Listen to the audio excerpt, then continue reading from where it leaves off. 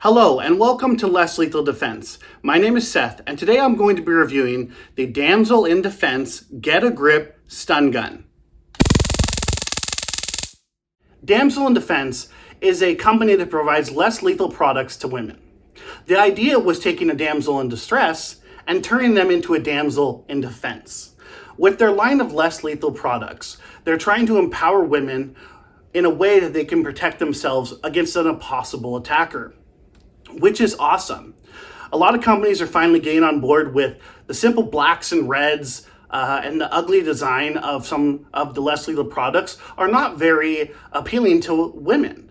Now, that doesn't mean that all women want colorful, sparkly products, but that does help, especially when it comes to clothing or bags. They want them to fit in these bags. They want them to blend in with the other things, because if they have a black stun gun in their bag, it kind of stands out versus this purple that could easily blend in. Other companies do make them, but Damsel in Defense specifically is for women. I have no problem with that. That is awesome. The idea behind a company that is providing these tools to women is great. My only concern is whether or not they are going to provide superior products, because I'm supposed to give this to my spouse, a woman, a family member, someone who is going to possibly need this more than anyone. And if it's not up to par with the other companies, then they're doing a disservice to women. Now, one thing about Damsel in Defense is it is an MLM, which stands for multi-level marketing. They're usually associated with triangles. They host parties and they have their reps come out. You can buy from their website. This particular stun gun goes for $70, but they do have the parties and they want you to host them. So if you go to one of the parties, you may actually pay less. If you're hosting the party or at the party, you might get a discount. I'm not a big fan of MLMs because they're all about making money, but as long as this product holds up, I don't really care. Now, to say that also, Damsel in Defense does provide a lot of support to some great not-for-profit programs where they help women throughout the world who are in dangerous situation like human trafficking, domestic violence, things like that. So that is one really great thing about Damsel in Defense. But you're also paying for a brand, so you may pay a little bit extra just because you have the Damsel in Defense. Now, I have seen them set up at gun shows. So they're out there in public, but you're not going to find one of these in the store. The Damsel in Defense Get a Grip Stun Gun. I'm just going to refer to it as a stun gun just because that's a really long group of words to say. So I don't actually have the manual for the Get a Grip stun gun because this was given to me by a female family member. So I was able to get some information off the internet. Unfortunately, I did try to reach out to Damsel in Defense. They did not get back to me. I was not able to find a owner manual on their website. So some of this information I gathered through my own testing. Others was things I could find online. So it's 5 inches overall length. It is 2 inches across, and it weighs only 4 ounces. So it's pretty lightweight. This stun gun also has a flashlight. Right here on the top is the flashlight, and these are the probes. So this is where the electricity is going to arc. And then if you come in contact with the metal or the arc, that's where you're going to get that pain compliance. The flashlight has, it's hard for you to probably see, but there's these little cuts on the side that are like stars. So when you actually activate the flashlight, you can't really see them, but maybe you can, how it's embarrassing. You can see how the beam is actually going out versus just solid. It's not a bad flashlight. So on the side here, you've got your on and off switch. So right now it's off, so there's no light, there's no power to your trigger. So you push up once and you have your flashlight. You push up a second time, and that's when the red light's going to activate. And that's when you can apply pressure to the trigger, and you've got your electrical arc. And that's where the pain comes from. When you do turn on the electricity, you do turn off the flashlight. So you can't do both at once. Just keep that in mind. On the bottom here, you've got your charger. Simply just push this button, slide it forward, and your plugs come out. And you can just simply plug it right into your outlet. On the far side, there is a charger indicator, so that does turn on. Now, from what I found, you're supposed to charge these for about 8 hours every 30 days. When I initially got this, I plugged it in and let it sit for longer than 8 hours. And this light didn't actually turn off, so I don't think it will turn off, which could be concerning because if it doesn't have a shut-off automatically, what it's going to do is eventually it's going to drain your battery. Not completely, but just like your cell phone, how you're not supposed to leave it charged all the time. Well, those cell phones have disconnects from the power source, so it won't allow any more power to come in. I don't know if that has this, so that can cause damage to the battery over a long period of time. And because I don't know when it's fully charged, mine may be going out with a half-charge stun gun. Is that going to be an issue? No, because you're not going to be using it all the time. But if you are using it as a flashlight, if you're out and about in the evening or night and you're using it as your flashlight, you're going to run the battery down. And that means when it's time to use it, the power and the volts going to it may be a lot less.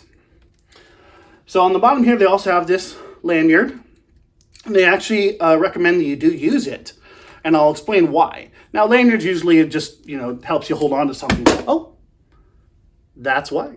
So this little pin deactivates the device. Now, let me get it. So when this pin has been pulled, you can see that there is no power going, there's no flashlight, and I cannot activate the stun gun. And I put it back in, and bam, we're in business. The idea behind that is that if you had this and someone were to grab it and pull it away from you, they're not going to be able to use it on you. It's not a bad idea, actually. The pin is pretty strong.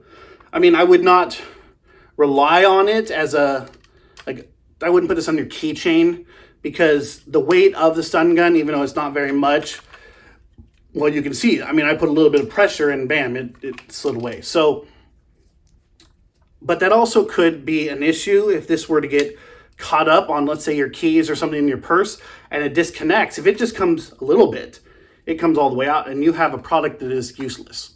And if you're putting your life on the line, you definitely want a product that's going to work. So as cool as I think it is, I'm not sure how practical it is. So back to the top here, you've got your hooks, and that's where your electricity is going to arc, and that's how you stun someone. They are a little sharp, and actually the first time I got this, I put it in my pocket, and it did catch up on my pocket. So when I pull it out, it did pull my pocket with it. So that's a little bit of an issue there as well. But overall, it's pretty simple. It's not too complicated at all. Like I said, it doesn't require any real, training. You just, in a pinch, you push it all the way forward. You see the red light, you push the button. Now, adjusting it between the light off, it takes a little bit, but if you have any issues with your hands, you're not going to have any problems using this product at all. Let's talk about stun guns really quick.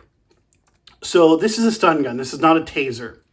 Tasers are what law enforcement use. They look like guns. They fire two probes that stick into your skin, and then they send electricity between the two probes. With those, you see people falling over, voiding their bowels, kind of doing the plank, the involuntary plank. So that's a taser, and that's also a brand name, copyrighted, trademarked. That's specific product. This is a stun gun. That's your generic electrical, less lethal product. So the way these work is just like a cattle prod. You turn it on, and then you just apply pressure. So they were developed from cattle prods and made smaller and more compact and stronger in some cases. The range of a stun gun is as far as your arm can reach, or as close, because they can be used close up. When it comes to volts or the power system, every stun gun is a little bit different. Some are out there advertising a million volts. The Get a Grip actually advertises as 18 milliamps. What's a milliamp? I have no idea. I've had people try to explain it to me and I just don't understand it. I do know that it's not strong enough to kill anyone. Now, that doesn't necessarily mean it couldn't kill anyone, but that particular ampage is not meant to. So you need a higher ampage to kill someone when it comes to electricity. Now, most people have been electrocuted at one point or another, whether it's electric fence, static electricity, or maybe it's a bad socket or plugging in their phone. So it's kind of an immediate thing unless you are continuously being touching something, and that electricity will continue to run through your body, and that's when you have to be separated from that electrical source. The same thing works with stun guns. So when you activate the arc and the power, you just apply pressure to the body and you get what's called pain compliance, which is compliance through pain. Pretty simple. It's going to cause a burning in that area, and the electricity is going to shoot throughout the body. Now, with tasers, those cause that planking, that involuntary planking. Stun guns, Hollywood has given them a bad rap because that doesn't happen. You're not going to hit someone with this and they're going to just pass out or become unconscious. This is not a fact. It's a myth. Person is probably not going to void their bowels. It could happen. I'm not going to say it won't happen, but from my experience, I have been tased. I've been stunned, and I've actually been stunned by one of these. It was probably a couple years ago, but the family member that loaned this to me actually stunned me, with my permission, of course. But it's not excruciating constant pain. It's only as long as it's being applied to your body. They do recommend you hit the neck, the lower hip, the chest, the best places to get someone. But in a violent situation, you just got to get in there and stun someone. But the moment that you take the stun gun away from the person, they will have, like I said, that burning sensation still on their skin, but the pain will be gone. So you have to continuously apply pressure. I don't know if you can continue to do that. I mean, do you really want to be holding your attacker there and continuously just stabbing them? Or you wouldn't have to necessarily stab them, but just continue to apply pressure. The idea behind these are an offensive tool, so that you would shock someone and then you would get away. Now, what Damsel in Defense actually recommends is that you use the noise. That's probably the second most scariest sound you'll ever hear. The first being a shotgun chambering a round in it. We all know that sound. Well, the sound of a taser, most people know that sound, and it just scares them. Damsel in Defense actually suggests that if you have a possible attacker that you put it out here and you activate it. Now, I have issues with that because first off, I don't want to let someone know that I have a less lethal product until I'm ready to use it. Now, for example, let's just say that someone comes up to me and says, give me your wallet and your keys. They don't have a weapon display. They just are aggressively threatening me. Just give me your stuff or I won't hurt you. Okay. So I pull this out and first off, I got to activate the flashlight. Then I turn on the electricity. I put it out here and I let the power arc. So that could cause my attacker to, whoa. But if that attacker is really set on attacking you, the noise is not going to deter them. Now they just know that there actually is a weapon in play. So they may up it. They may pull out a knife or a gun, and now you are not in a good situation. Versus, let's go back. We have our attacker coming up. Hey, give me your wallet. Okay, hey, no problem. I pull it out. I go in and I shock them. That's going to give, my attacker the shock. May cause them to jump back to get away from the pain, and it gives me enough time to run away. Which one would you prefer to do? I like the idea of a surprise attack versus letting everyone else know that I have something. Now, there is an idea behind, taking on the weaker person. So obviously, if they know you're not weak, they may not attack you. But if they do know that you're going to give a fight, they may just immediately go violent with you. So that's a personal preference. You're going to have to decide. But just like the sounds of someone racking in a shell into a shotgun, if there's someone who is threatening you, you should already be ready to fight. You shouldn't rely on a noise to scare them, because you're not brandishing this around. This is, you have it out, and if someone attacks you, you just fight back.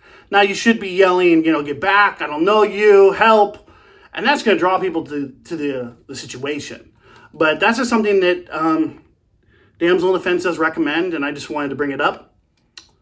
You do what you want to do with one of these. So I've been trying to figure out how to do a practical demonstration with the Damsel in Defense stun gun. And there isn't really one. I turn it on. There's the electricity. I can sit there, I can hold it and show you how long it'll last. Short of actually using this on a person, we're not going to know how good it is. Just as a quick, telling you about the product, it doesn't seem to be constructed well. And when you move it, you can hear the components inside move around. While doing my research, I actually found a company or a particular channel where they actually pulled one of these apart. What had happened is the wife had actually lost the pin, and the man who pulls it apart is an electrician, and he doesn't know about the pin. So he pulls the whole thing apart. And when you see what's inside, you can be a little, it's disheartening. And I'm going to go ahead and put that link in the description of this video, because I want you to see how these are made. Like I said, he simply just didn't know that the pin was missing, so he decided to try to troubleshoot it by pulling it apart. I've only seen that video out there. There aren't any really non-biased reviews, so that's the best I can do for practical, is that I'm not going to tear this thing apart to prove what he had in there, because you can tell that he has to break some seams to be able to open this thing up. But it is constructed pretty cheaply. It is just plastics, other than the electrodes on the top and then the little metal pin. But I guess we just got to move on to the live demonstration. It's time for the live demonstration, everyone's favorite part of my videos. Once again, I have Adam as my operator. Thank you again, Adam, as always. I hope you enjoy this as much as I won't enjoy it. I'm changed up my scenarios. So instead of me just standing or walking towards my operator, we're actually going to be doing some realistic scenarios. So the first scenario is going to be a road rage. I had followed Adam, and he's going to be getting out of his car, and then I will aggressively come towards him. When he feels that he's in danger, he's going to deploy the stun gun on me. He has been given no direction other than to just stun me, to attempt to use his stun gun enough so that he's able to get away safely. So if he has to electrocute me once, twice, 3 times, it doesn't matter. Now, if I fall to the ground or something like that, he's not going to get on top of me and continue to stun me, because once again, the idea is he needs to get away from me. So that's how this first scenario is going to go.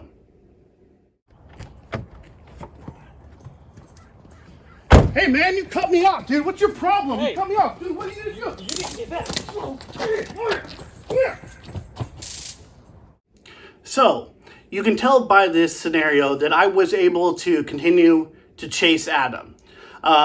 When I first did get electrocuted, it did cause me to jump back from the pain, but it didn't stop me.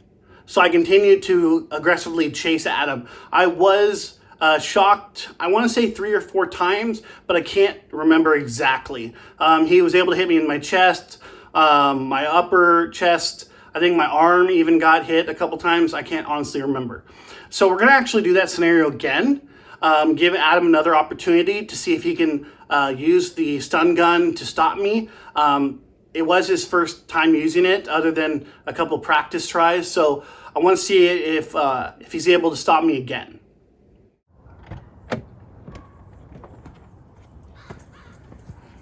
Hey man, you cut me off, dude. What's your problem? You cut me off back there, dude. I'm gonna kick your ass. Dude. Come here.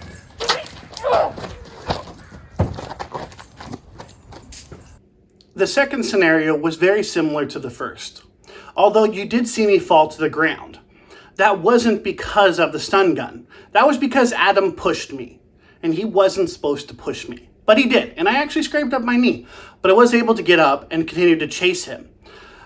I actually want to say that the pushing was more effective than the stun gun because he was able to hit me several times.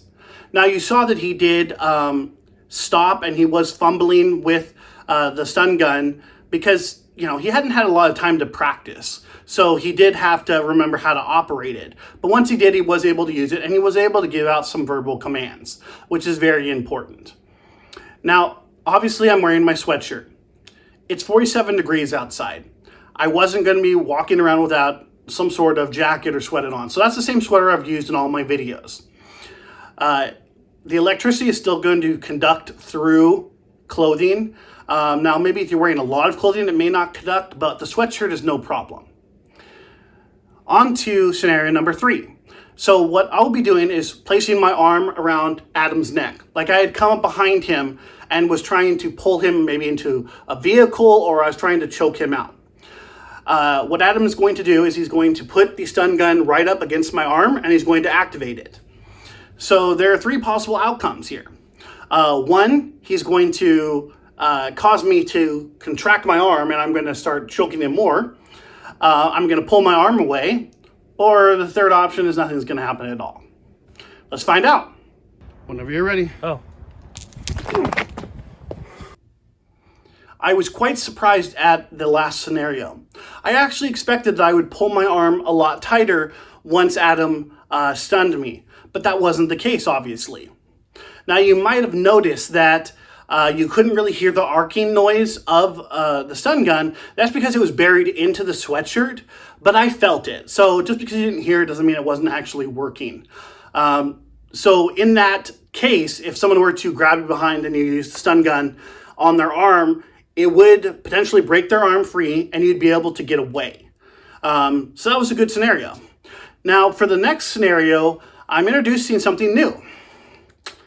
A knife. No, it's not a real knife. It's made out of rubber. It's safe. It's not going to hurt anyone. But what I'm going to be doing is I'm going to be holding the knife out like this towards Adam. And the idea is to see whether or not when he makes contact with my skin, I won't be wearing my sweatshirt. He's going to just apply the stun gun right to my arm, and we're going to see whether or not I will drop the knife. Or will I pull my arm back? What will happen? So this is not an ideal situation. I would never recommend that anyone ever attempt this, because if someone's got a knife like this, not that this is an optimal way of holding a knife, but they have a knife pointed at you like this, all they have to do is just move forward a little bit and you're in a bad situation. So not realistic, but I just wanted to see what the outcome would be. Now, I did allow Adam to make a couple, aim and hit my arm a couple times so that he could find that spot, because, I mean, using that stun gun and attempting to find my arm would not be easy. So I'm going to let him do it actually a couple times because we're going to see what the outcome is. Nope. Okay. That also was very surprising. He made contact both times. I did not drop the knife. I simply just moved my arm away because of the pain, but I didn't even yell out. I'm not sure. It could have been just because by now I've been tased several times and I'm getting a little more used to it. But like I said, never would recommend that as a scenario that you ever want to be in, but I did not drop the knife. So the pain or the muscle contraction did not cause me to actually lose dexterity. For the final scenario, I'm going to just physically going to try to grab Adam. He is going to be able to use the stun gun. Now, I'm not going to be trying to punch him or kick him. I may actually have to stop myself from doing that. So if you see that in the video, it's because my muscle memory is coming in. So the idea is I'm going to actually try to grab it see if I can grab the stun gun away from him. Now, if we are talking about a real situation, the attacker may be throwing fists, maybe throwing elbows. I don't know. This is not an ideal situation either, but I just wanted to see if I actually could retrieve it from him while he's trying to stun me. Now, there may be a little bit of funniness in this video because we aren't throwing any fists or kicking or yelling. We're simply trying to just see who can gain control of the stun gun.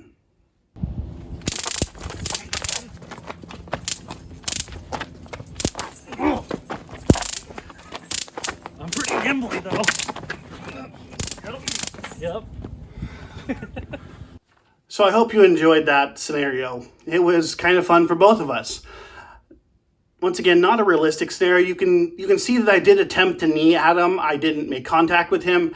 He was able to get some really good hits. He hit me once in the chest, and it did hurt. You can hear me kind of grunting in pain there. But eventually, I was able to gain control of his arm. Once again, not necessarily a realistic scenario. Someone may attempt to take your stun gun away from you. So that would be where that lanyard would come into play. But I think if someone were to get in this type of fight, they would probably be throwing fists or trying to strike you in some way. But so far, the stun gun is not proving to be very effective. So that is the last scenario, except for there is one more. So I know there might be some doubt because this is a stun gun, because you can hear, the arcing. When Adam was activating it, he wasn't continuously holding it down. He was hitting it several times. So there was the arc. So people may believe that I'm not really being electrocuted. So I'm not proving the point. So I'm just going to electrocute myself right now. So there's a flashlight. There's the power. It's on. Here's my arm. Okay, so I didn't let up. It hurts. So now you can see my arm. That shot down through my arm. The hairs on the back of my neck are standing up. It went through my arm, and it's kind of tingling right here around my my chest. But I was able to shock myself. I'm still here. I'm not on the ground crying. It said there's a stinging on my skin. But I just did it in front of you. You can't fake that. So that's the last demonstration. There's nothing else I can do with this product to show you what it truly can and can't do. Now that I've collected all my data, I'm prepared to give my final review and rating of the Damsel in Defense Get a Grip Stun Gun. Some of the pros that I liked about the Get a Grip Stun Gun is the plug that's built in. That's pretty handy. You don't have to worry about losing any cords. And the flashlight. The flashlight was decent. Now, it wasn't super strong distance-wise, but it would light up an area pretty well. Unfortunately, there is a lot of cons. The lanyard deactivates, which renders the stun gun useless. It's hard to manipulate. Doesn't actually work. Cheaply made, overpriced. The list goes on. So my final review is going to be, this is not a good product for anyone. Don't buy this. Don't buy this. In fact, this does belong to a female loved one of mine, and I'm not giving it back to her. I will get her something better, something that's actually going to protect her lives and the lives of those I care about. So I'm going to give this a 0. Now, if you recall from my rating system what I do with zeros. Trash can.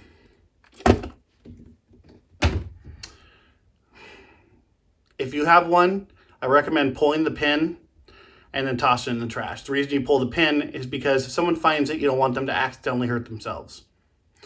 Now, did I really throw it away? No. I'll keep it in the event that I need to discuss it again. But it's not going back to my family member. I would not recommend anyone use this. Please avoid it. I can't speak for the other Damsel in Defense products, but the Get a Grip Stun Gun is useless. it's pointless and is going to get you hurt. Now, if you have one and it's the only means of self-defense you have, then by all means, please use it. But remember my testing, remember what I was able to do with it. Know the limitations of your self-defense tool and understand that it may be more harmful to yourself to use it than helpful. I hope you enjoyed my review. If you did, hit the like button. If you want to see more reviews, hit the subscribe button and make sure notifications are turned on so you'll get an up-to-date notification when I post the next review. You can also follow me on TikTok and Instagram. If you have any questions, comments, or there's a product you'd like to see me review, please send me an email. And until next time, stay safe.